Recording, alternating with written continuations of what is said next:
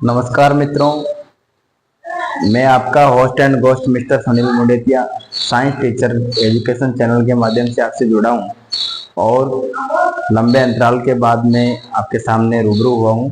और इस बारिश के मौसम को देखते हुए आपको इस स्वास्थ्य के प्रति किस किस प्रकार की जागरूकता और सावधानियां रखनी चाहिए वो आज अपन बात करेंगे। क्योंकि हमारा मनुष्य का सबसे एक नाजुक जिसे अपन मानते वो है हमारा शरीर। ये मजबूत दिखता है लेकिन मजबूत है नहीं। बाहर से कोई भी मौसम परिवर्तन होता है तो हमारे आसपास इर्द गिर्द वातावरण में जो विषाणु होते हैं, जो वायरल होते हैं, जो संक्रामक बीमारियां इस मौसम में रूप ले लेती है। तो हमारा स्वास्थ्य के बारे में आज अपन चर्चा करेंगे कि स्वस्थ मनुष्य होते हुए भी ये मौसमों के परिवर्तन के कारण नई नई बीमारियां आपको देखने को मिलती हैं। तो आज अपन बात करते हैं हमारा स्वास्थ्य, बीमारियां एवं बचाव कि इस स्वास्थ्य को आप किस प्रकार से मैनेज करते हैं। तो प्राचीन काल से मनुष्य की जो परंपराएं हैं वो कुल मिला के दीर्घायु होती है। आपने देखा कि पुराने जमाने में जो व्यक्ति थे वो दीर्घायु, शतायु, जो हमारी पहले अच्छी आयु माना करते थे, उस आयु को अपन मानते हैं कि हम किस आयु तक पार करते हैं। 100 साल की उम्र अपन पार करते हैं। वो बातें थोड़े अब कम सुनने को मिलती है क्योंकि मनुष्य के अंदर जो पौष्टिकता है, उनके अंदर जैविक खाद का निरंतर क्या हो रही है, कमी हो रही है। और रासायनिक दवाइयों से निर्मित फल, सब्जियां, अनाज अपन ग्रहण कर रहे हैं, जिससे हमारे जो अंग हैं, लीवर है, फेफड़े है, गुर्दे हैं, आते हैं, इन सब के अंदर रासायनिक जो उर्वरक पोषक से युक्त अपना भोजन ग्रहण करते हैं, उनके साइड इफेक्ट देखने को मिलते हैं। और अपने जो आते हैं, जिनकी भोजन की पचाने की और संग्रहण करने की क्षमता होती है, वो भी धीरे धीरे धीरे कम होती जा रही है। स्वस्थ शरीर में ही स्वस्थ मन का विकास होता है। महात्मा गांधी जी ने शिक्षा के प्रति एक ही परिभाषा दे रखी है कि स्वस्थ शरीर में क्या होता है, मानव के मस्तिष्क में ही एक पूरी की पूरी शिक्षा ग्रहण करने का उद्देश्य समाहित होता है। अगर स्वस्थ शरीर है, उसके हिसाब से हमारी सोच भी सही रहेगी और मनुष्य निरंतर दिन ब दिन अच्छी सोच के साथ कार्य करता रहेगा। हमारा शरीर निर्धारित रूप से भोजन के कारण अनेक क्रियाएं करता है। अरे जैसा हम भोजन लेते, सुबह दैनिक दिनचर्या उठने के पश्चात हम सोच से निवृत्त होके जलपान करते हैं, उसमें चाय नाश्ता करते हैं। और कुछ समय अंतराल बाद में जब नाश्ता हमारा पूरी तरह से पाचन क्रिया से मुक्त हो जाता है तो 10-11 बजे के समय हम भोजन करते हैं। भोजन के अंदर सब्जी, रोटी और सलाद आदि अपन लेते हैं।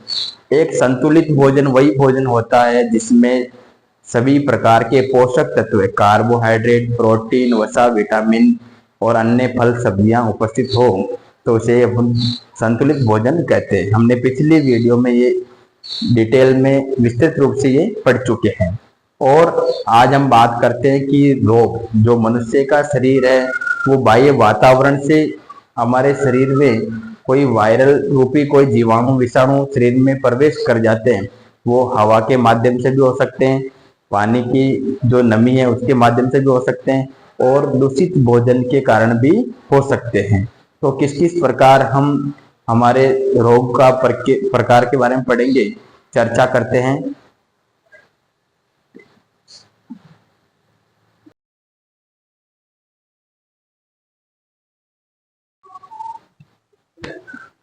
हाँ तो मित्रों, हम बात करते हैं रोग के बारे में। रोग किसे कहते हैं?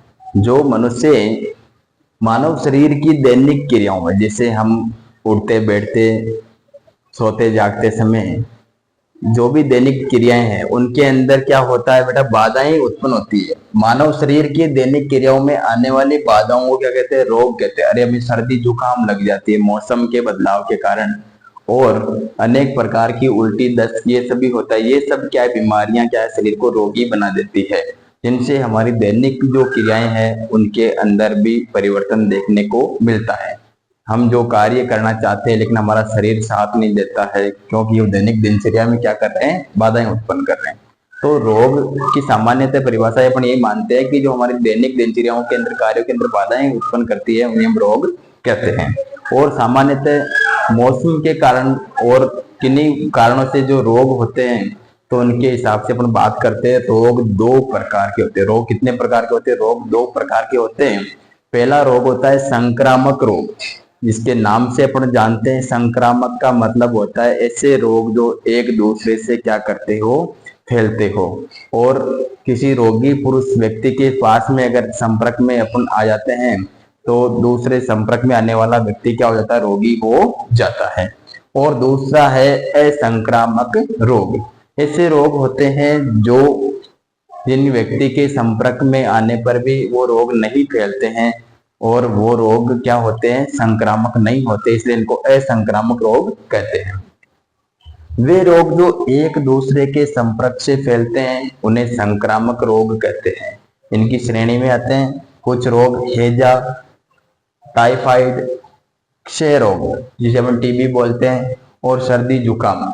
आपने देखा है कि जब हमारे गृह प्रवेश के अंदर या आपके विद्यालयों के अंदर अगर किसी बच्चे को जुकाम लग रही होती है, तो उनका सबसे पहले है जुकाम का बचावी उपचार है।